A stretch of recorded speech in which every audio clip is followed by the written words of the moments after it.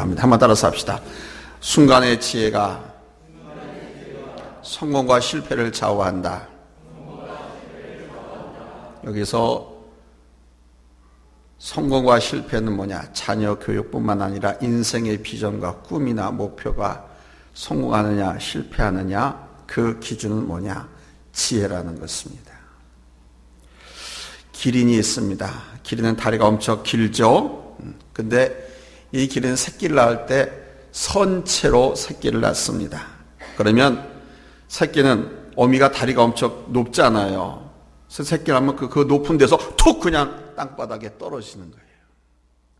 그러나 몇 초 되지 않아서 새끼 기린은 떨어진 그 상태에서 다리를 밑으로 웅크리고 바로 앉습니다. 잠시 뒤에 엄마 기린은 이 새끼 기린을 거꾸로 그냥 발랑 자빠질 정도로 그냥 세차게 팍 차버립니다. 그러면 저만큼 내동댕이 쳐서 자빠지죠. 이런 짓을 새끼 기린이 그 흔들거리는 약한 다리로 간신히 딛고 설 때까지 계속합니다. 엄마 기린 그걸로 끝나는 게 아닙니다. 새끼 기린이 어떻게 일어나는지를 기억하게 하기 위해서 그 약한 다리 발발발 떤 그 다리를 가지고 간신히 서 있는 새끼를 다시 또 발로 세차게 걷어차서 멀리 발라당 자빠지게 만들어요. 왜 그러냐면 이 새끼 기린이 초원에서 살아남으려고 하면 무리를 지어서 함께 다녀야 되는데 무리를 지어서 이동을 하려고 하면 빨리 움직일 수 있어야 하거든요. 빨리 움직이지 않으면 사자나 호랑이, 치타 이런 동물을 잡아먹고 사는 그 맹수의 먹잇감이 될 수밖에 없거든요. 그래서 엄마 기린이 새끼 기린을 보호할 수 있는 최선의 방법은 뭐냐? 이 새끼가 낳자마자 빨리 일어나서 움직일 수 있도록 훈련을 시키는 거예요. 새끼 기린은 더 잡아먹힐 가능성이 많거든요. 엄마 아빠들보다 고기가 연하고 맛있잖아요. 그래서 잡아먹히지 않기 위해서는 낳자마자 빨리 움직일 수 있어야 돼요. 여러분 가정의 자녀들이 얼마나 귀하고 복된 자녀인 줄 아십니까? 여러분 가정의 미래가 그들에게 달려 있습니다. 우리 교회와 우리나라의 미래가 저들에게 달려 있거든요. 오늘 어린이 주일을 맞이해서 어떻게 하면 우리 자녀들을 복된 인생으로 키울 수 있을까? 이거를 우리 함께 고민하고 모두가 기도해야 합니다. 단지 학교에 다니면서 공부를 잘하는 것이 아닙니다. 성경에서 말하는 지혜는 머리가 똑똑한 것을 말하는 것이 아니고 이 마음이 좋은 것을 말하는 거예요. 머리가 좋은 사람은 나쁜 짓을 잘하지만 마음씨 좋은 사람은 절대로 나쁜 짓을 하지 않습니다. 아니, 할 수가 없지요. 마음씨가 좋고 착한데 나쁜 생각, 나쁜 짓을 하려고 마음 먹겠어요. 성경 교육은 머리 교육이 아니라 선한 마음의 교육이라는 사실입니다. 여기서 첫 번째 대지입니다. 자녀들에게 아버지의 훈계를 듣고 명철 얻기를 힘쓰게 가르치셔야 됩니다. 오늘 성경 본문 1절로 3절 말씀 우리 한번 다 같이 읽겠습니다. 시작. 아들들아 아비의 훈계를 들으며 명철을 얻기에 주의하라. 내가 선한 도리를 너희에게 전하노니 내 법을 떠나지 말라.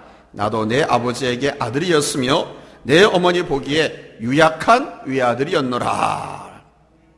오늘 본문 3절에 보니까 유약한 외아들이었다라고 고백을 합니다. 그런데 아버지의 훈계와 책망과 격려 속에서 자랐는데 그 결과로 훌륭한 지혜와 이스라엘 민족의 지도자가 되었다는 것입니다. 시카고 대학의 교수인 벤자민 볼룸이라고 하는 세계적인 석학이 있습니다. 이 사람이 세계적으로 이름난 학자들, 그리고 예술가들, 혹은 운동선수들, 흔히 말하는 성공했다고 하는 사람들, 존경받는 사람 120명을 조사를 했습니다. 그들이 어떻게 해서 그렇게 성공할 수 있었는가? 그들이 어떻게 해서 세상에 영향을 끼치고 많은 사람들에게 존경받는 인물이 되었는가? 라고 조사를 했는데 이 벤자민 볼룸은 결론을 이렇게 내리고 있습니다. 첫째 뭐냐? 아이들을 가르칠 때는 많이 칭찬하라. 아이들은 칭찬받는 수준에서 자기 가치를 발견한다고 그래요. 칭찬받는 그것이 바로 그 수준에 도달하도록 노력을 유발한다는 것. 사람은 칭찬을 통해서 성장하는 것입니다. 많이 칭찬하라. 두 번째는 가르치기는 하되 책망하지는 말라 그럽니다. 아이들을 책망하면 처음에는 내가 잘못했는가 봐 라고 생각합니다. 그 다음에 또 야단치면 난 머리가 나쁜가 봐 이렇게 생각합니다. 그 다음에 또 야단치면 내가 살아있는 게 귀찮은가 봐 라고 생각합니다. 아니 나는 구제불능인가 봐. 아니면 엄마는 나를 키우는 것이 고생스러운가 봐. 내가 있는 게 불편한가 봐 이렇게 생각합니다. 자녀를 책망하는 것은 잘 되기를 바라는 마음이지만 이 표현을 잘못해서 마음을 상하게 하고 상처를 주게 되기도 합니다. 여기서부터 자녀들은 이미 정신적인 자살이 시작된다는 것입니다. 요즘 20, 30대 젊은이들이 자살을 선택하는 이유도 여기에 있습니다. 가정이나 학교나 직장에서 인정받지 못하고 칭찬을 듣지 못하고 있습니다. 아니 너는 왜 항상 그 모양이야? 아이 왼수야 나가 되져라. 아이 그만둬. 그렇게 할 거면 집에서 애 낳아. 이런 말을 들으면서 살아요. 그러니까 칭찬과 격려의 이야기를 듣지 못하는 거예요. 이런 청년들이 바로 삶의 자리를 잡지 못하고 방황을 하는 것입니다. 사람이 살다 보면 다 잘할 수는 없지요. 그러나 잘못된 일이 있을 때는 무엇이 바른 길인지 훈계로 가르쳐 주어야 하고 격려하고 사랑하고 인정해 주어야 합니다. 바로 이런 역할을 부모가 자녀들에게 해 주어야 합니다.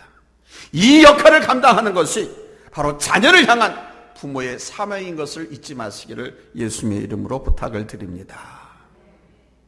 두 번째는 자녀들에게 하나님의 말씀과 지혜를 사모하도록 가르치셔야 됩니다. 오늘 보면 5절과 6절 우리 한번 다 같이 읽겠습니다. 5절과 6절 시작. 아버지가 내게 가르쳐 이르기를 내 말을 내 마음에 두라. 내 명령을 지키라. 그리하면 살리라. 지혜를 얻으며 명철을 얻으라. 내 입의 말을 잊지 말며 어기지 말라. 지혜를 버리지 말라. 그가 너를 보호하리라. 그를 사랑하라. 그가 너를 지키리라. 여기 5절에 내 말을 내 마음에 두라는 말씀이 얼마나 중요한 말씀인지 모릅니다. 잊지 마십시오. 성경 교육은 마음 교육이지 머리 교육이 아니라는 사실. 사람을 똑똑하게 하는 교육은 오히려 그 똑똑함 때문에 망하게 만듭니다. 구약 성경에 여러분도 잘 아는 엘리 제사장이라고 있었습니다. 이 제사장에는 두 아들이 있었는데 그 이름이 홈리와 비느하스입니다. 그런데 이 두 아들이 하나님 앞에서 불량자라고 평가되고 있습니다. 아버지 엘리가 늙고 나이가 많아져 가지고 그 제사장 직무를 잘 수행할 수가 없었어요. 그래서 그 아버지의 뒤를 이어서 성전 일을 맡아서 했습니다. 아버지 뒤를 이어서 성전을 맡아서 하다 보니까 경제적으로 이 아들들도 부유함을 누리며 살았습니다. 종교적으로는 당시 제사장의 아들로서 제사장직을 승계한 거예요. 그런데 문제는 그들이 제사장의 아들이었지만 하나님을 두려워하지 않는 아들들이었어요. 그들은 하나님이 주신 직분을 소홀히 했습니다. 오히려 하나님이 주신 제사장 직분을 악용했습니다. 그 직분을 가지고 자신들의 향락과 쾌락과 편안한 삶을 쫓는 데만 급급했습니다. 그러다가 하나님 앞에서 죽임을 당하게 되죠. 그들은 아버지의 훈계를 듣지 않았고 하나님의 말씀도 귀를 기울이지 않고 악행을 저지르다가 죽었습니다. 그래서 성경에서 가장 실패한 가정교육의 샘플이 바로 이 엘리 제사장 가정입니다.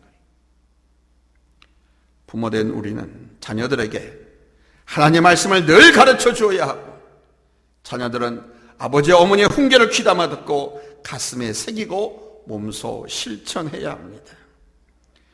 아무리 환경이 좋고 여건이 좋아도요, 바르게 키우지 못하면 하나님의 진노를 받아서 망할 수밖에 없습니다.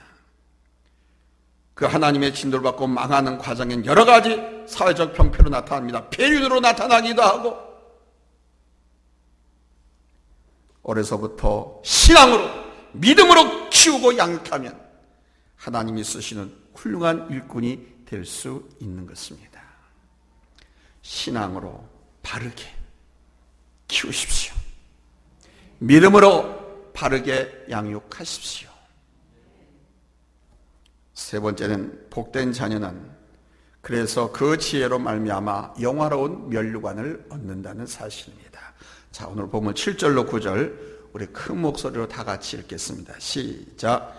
지혜가 제일이니 지혜를 얻으라. 내가 얻은 모든 것을 가지고 명철을 얻을지니라. 그를 높이라. 그리하면 그가 너를 높이 들리라. 만일 그를 품으면 그가 너를 영화롭게 하리라. 그가 아름다운 관을 내 머리에 두겠고 영화로운 면류관을 내게 주리라 하셨느니라. 아멘. 실패하고 페인처럼 거지처럼 살고 싶은 사람이 있습니까? 아무도 없죠. 누구나 다 성공하기를 바랍니다. 자기도 성공하기를 바라고 자식도 성공하기를 바라고 그 자식의 자식도 성공하기를 바랍니다. 망하거나 실패하거나 빌어먹고 사는 것을 바라는 부모는 아무도 없습니다. 이 세상에 그 누구도 자기 자녀가 잘못되기를 바라는 없습니다. 그런데 지식이 많다고 많이 공부시켰다고 해서 지혜로우냐? 그렇지 않습니다. 지식이 어떤 사실에 대한 알미라고 하면 지혜는 이 세상을 살아가는 방식을 말하는 거예요. 그래서 명문대학을 갓 나온 세대보다는 50년 인생을 더 먼저 살아온 시어머니가 살림하는 것이나 자녀를 기르는데 지식적으로는 딸릴 수는 있겠죠. 그러나 삶의 지혜가 더 많은 것입니다. 그래서 이스라엘의 지혜왕 솔로몬도 지혜가 최일이다 이렇게 말씀한 거예요. 솔로몬은 기브온 신당에서 1,000번째 제사를 드린 후에 하나님 앞에 부도 구하지 않고 수도 구하지 않고 지혜를 구했습니다. 그 결과 구하지 않은 부와 명예까지 하나님께서 다 주셨죠. 사람은 한순간에 지혜로운 판단을 통해서 성공할 수도 있고 실패할 수도 있습니다. 그러니까 순간에 번뜩이는 지혜가 성공과 지혜를 좌우한다는 거예요. 미련한 생각으로 평생을 애쓰고 수고했던 지혜와 명예가 사라지는 경우도 있습니다. 아니, 지혜가 없어서 목숨까지 잃는 경우가 허다합니다. 그래서 7절에는 지혜가 제일이니 지혜를 얻으라. 내가 얻은 모든 것을 가지고 명철을 얻을지니라 이렇게 말씀했습니다. 이 명철과 지혜는 같은 동의어예요. 인생에서 뭐가 제일이라고 합니까? 아파트요? 돈이요? 인생에서 지혜가 제일이라고 합니다. 돈과 금보다 명예와 권력보다도 지혜가 최고로 좋고 그 어떤 것보다도 지혜가 최고라고. 그래서 내가 갖고 있는 모든 것을 동원해서라도 내가 갖고 있는 모든 것을 주고라도 그 명철을 얻으라, 그 지혜를 사라 이렇게 말씀합니다. 이 지혜와 명철은 한 걸음 더 나가면 신학적으로 해석할 때 주 예수 그리스도를 가리킵니다. 오늘 본문 9절 말씀에는 그가 아름다운 관을 내 머리에 두겠고 영화로운 면류관을 내게 주리라 하셨느니라. 여기 지혜와 명철을 그라고 인칭 대명사를 쓰고 있죠. 지혜가 아름답고 영화로운 면류관을 내게 준다. 예수 그리스도께서 아름답고 영화로운 면류관을 내게 준다. 지혜로운 사람은 바로 그 지혜로 영광의 면류관을 머리에 쓰게 된다는 뜻입니다. 자, 그러면 이 지혜를 얻으려면 어떻게 해야 합니까? 그 지혜가 무엇입니까? 신명기 4장 6절 말씀에 보니까 너희는 지켜 행하라. 이것이 여러 민족 앞에서 너희의 지혜요 너희의 지식이라 그랬습니다. 말씀을 지켜 행하는 것이 바로 지혜고 지식이라는 겁니다. 할렐루야. 뭐가 지혜고 지식이에요? 하나님 말씀을 순종하는 것. 잠언 9장 10절에는 여호와를 경외하는 것이 지혜의 근본이요 거룩하신 자를 아는 것이 명철이니라 그랬습니다. 그러나 여러분의 자녀들, 아니 우리의 자손들의 인생을 멋지게 살아가도록 하기 위해서는 하나님 말씀을 가르쳐주고 하나님을 경외하는 신앙을 가르쳐줘야 한다는 것은 이걸 잊지 마시길 바랍니다. 아멘. 한때 우리 사회를 떠들썩하게 했던 지존파라고 있었습니다. 저 사람이 지존파의 대부였어요. 제가 이름을 좀 이따가 밝힐게요. 저 사람이 법정에서 사형 선고를 받았습니다. 그때 있었던 일입니다. 그는 옛날을 회고했습니다. 17년 전 초등학교 시절에 하는 초등학교 담임 선생님께 아주 호되게 꾸지람을 당했다고 합니다. 왜 너는 오늘 미술 시간에 그림 그리는 거 알면서도 크레용을 안 갖고 왔냐? 왜 번번이 너는 준비물을 안 해와? 너 도대체 정신을 어디다 놓고 사는 거야? 팍 꿀밤을 주면서 아무리 호되게 야단치고 꾸지람을 줘 꿀밤을 줘도 아무 말도 못하고 있는 거예요. 이 속으로는 선생님 너무 가난해서 너무 형편이 어려워서 그걸 못 갖고 왔습니다. 이렇게 말하고 싶은데 그 말을 못하고 그냥 맞고만 있었어요. 이 선생님은 얘가 주의를 집중하지 못하는 줄 알고 자꾸 생각이 모자라는 줄 알고 혹시 이게 나한테 반항하는 거 아니야? 이렇게 생각해가지고 너 노려보면서 막 더 화를 내가지고 아이를 마구 때렸습니다. 머리끝부터 발끝까지 막 두들겨 팼어요. 야 인마 훔쳐서라도 갖고 와야 될 거 아니야? 왜 안 갖고 와? 한 번도 아니고 번번이 훔쳐서도 갖고 오라고. 이때부터 이 아이가 빗나갔다고 합니다. 그래서 그가 사형장에서 최후 진술했습니다. 초등학교 담임 선생님의 그 한마디가 내 일생을 바꿔놨습니다. 그때부터 나는 훔쳤습니다. 나는 도둑질하는 것을 배웠습니다. 아니 도둑질하는 것을 즐겼습니다.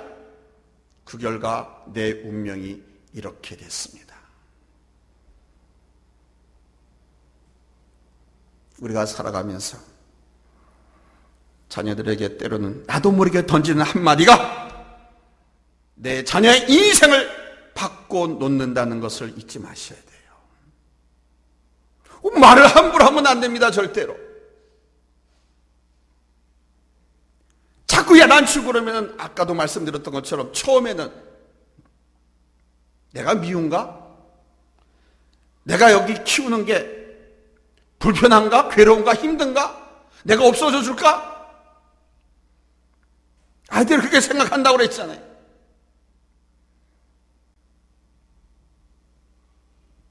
잠깐 보여주는 사건 하나가 그 어린아이의 일생을 바꿔놓을 수도 있어요. 이거는 영화일 수도 있고요, 책일 수도 있고요, 가정에서 여러분의 자녀 앞에 보여주는 부부싸움일 수도 있습니다. 하나님께서는 잠언 16장 9절 말씀에 보니까 사람이 마음으로 자기의 길을 계획할지라도 그의 걸음을 인도하시는 이는 여호와시니라 그러셨습니다. 아마 자녀를 사랑하지 않는 부모는 아무도 없을 겁니다. 나는 우리 새끼들을 사랑하지 않는다 하는 분이 있으면 두 발 한번 번쩍 들어봐요.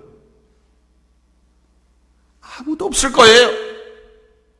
잘 키우고 싶고 잘 먹이고 싶고 잘 입히고 싶고 할 수 있다면 최고 학과에 공부를 시켜서 박사를 만들고 싶고 아마 이런 건 누구나 똑같은 마음일 겁니다. 그 자녀들을 어떻게 하면 하나님의 거룩한 백성으로 장차 우리 집안을 불러일으키고 우리 교회를 불러일으키고 이 나라 이 민족을 불러일으키고 귀하게 쓰임받는 동량으로 키울 수 있을까? 첫째는 하나님의 규율을 바로 지키는 것을 가르치셔야 됩니다. 한번 따라서 합시다. 하나님의 규율을 바로 지키도록 가르치자. 그러니까 교회의 법도 하나님의 말씀, 하나님의 법도를 바로 지키도록 가르치. 오직 말씀밖에 없어요. 여러분의 자녀를 성공시키고 여러분의 자녀를 바르고 번듯하게 하나님께서 기뻐하시고 사용하시는 민족의 동량 지도자로 여러분의 가문을 가정을 불러일으켜 자녀로 양육하는 방법은 하나님 말씀밖에 없습니다. 성경을 캐논이라고 그럽니다. 해석하면 정경이라고 그래요. 정경. 캐논. 캐논의 뜻은 갈대자라는 거예요. 갈대 있죠. 갈대자. 바람에 휘날리는 갈대와 같은 것이 남자의 마음이래. 여자의 마음은. 교회에서는 이게 남자들에게 해당하지 여자들에게 해당하지 않는데. 흔들리는 갈대는 누구의 마음이라고 그래? 세상에서는 여자라고 그래. 근데 교회는 보면 남자들이 다 갈대리. 바로 이 갈대자. 이 자가 모든 사물의 길이와 크기를 재는 기준입니다. 뭐 어떤 사물이 있어요. 천이 있어요. 이게 길이가 짧은가? 이 갈대자에 재어보면 다 알 수 있다는 거예요. 그렇듯이 이 일이 맞는가 틀리는가 잘 됐는가 잘못됐는가 이거를 성경 말씀에다 재어보면 틀림없다는 거예요. 그래서 성경을 캐논이라고 합니다. 영어로는 바이블이라고도 하지만 성경 일컫는 단어가 여러 개가 있어요. 커버너트라고 하기도 하고. 커버너트라고 하는 건 뭐예요? 언약서. 프라미스, 약속의 말씀들.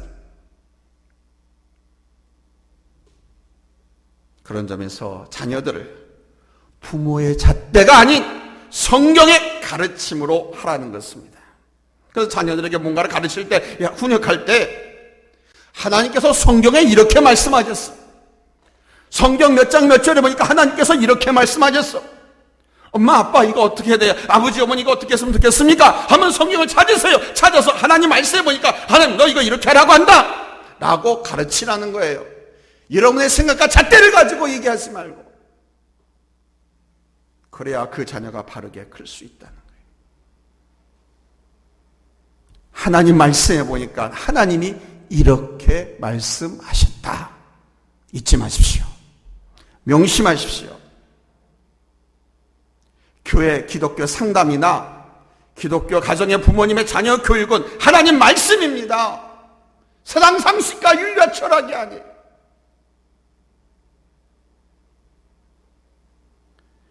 두 번째는 믿음으로 키우셔야 됩니다. 자녀들에게 가장 좋은 교육은 부모가 본을 보여주는 겁니다. 몸소 실천으로 보여줄 때 우리의 자녀는 그대로 받아들이게 됩니다. 분명히 기억하셔야 할 것은 이것이 좋다, 뭐 저것을 먹어라, 이것을 먹어라, 저것이 옳은 길이니까 저것을 행하라, 이건 나빠, 이거 하면 안 돼, 저건 좋다. 확실하게 가르치면서 실천해야 됩니다. 내가. 여러분 아이들이 얼마나 영약한지 아세요? 아이들 눈치가 몇 단인지 아세요? 아이들 눈치. 아이들은요 여러분들보다 훨씬 고수들이에요. 눈치가 100단입니다. 어른들은 말은 저렇게 하고 행동은 저렇게 안 해. 이 아이들이 얘기합니다. 그래서 아이들에게 무슨 말을 하느냐가 중요한 것이 아니라 어떻게 표현하고 내가 행동하느냐가 중요합니다. 아이들은 부모의 얼굴을 보고 배우는 게 아니라 부모의 뭘 보고 배워요? 엉덩이를 보고 배우는 거예요. 뒷모습을 보고 배우는 거예요.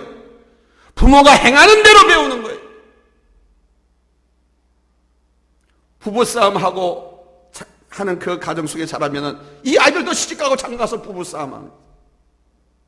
부부싸움 하다가 잘 참고 인내하고 서로 이해하고 화목하고 사랑하는 거면 나중에 부부싸움 하다가도 이 다음에 자기들 서로 화해하고 그러갑니다. 근데 부부싸움 끝에 갈라져 버렸다, 헤어져 버렸다 그러면 그들도 이 다음에 부부싸움 하다가 갈랐습니다.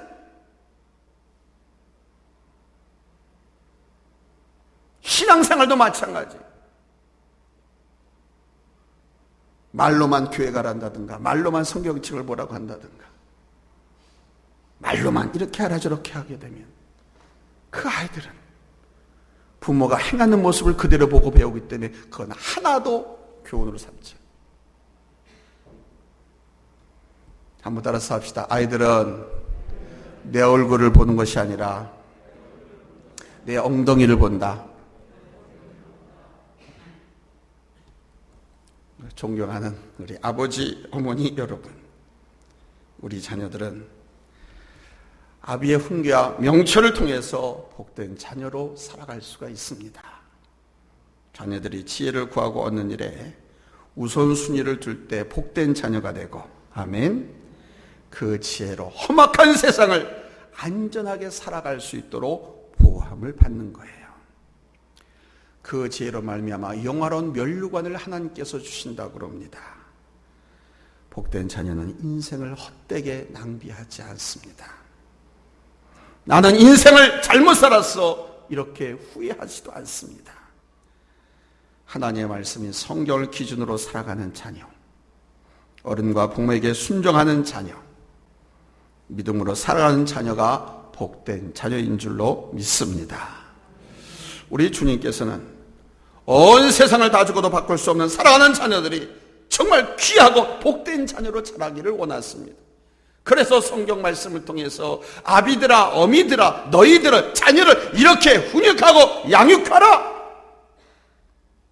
라고 우리에게 말씀해 주고 있습니다. 하나님과 사람들 앞에서 키와 지혜가 자라기를 원하시고, 하나님께는 영광이 되는 자손들이 되기를 원하시는 줄로 믿습니다. 뿐만 아니라 여러분의 가정과 교회에서는 기쁨이 되고 자랑이 되기를 원하십니다. 우리의 바람대로 우리의 자녀들이 주 안에서 아름답고 귀하고 복된 인생을 살아가게 되기를 예수님의 이름으로 축복합니다. 할렐루야.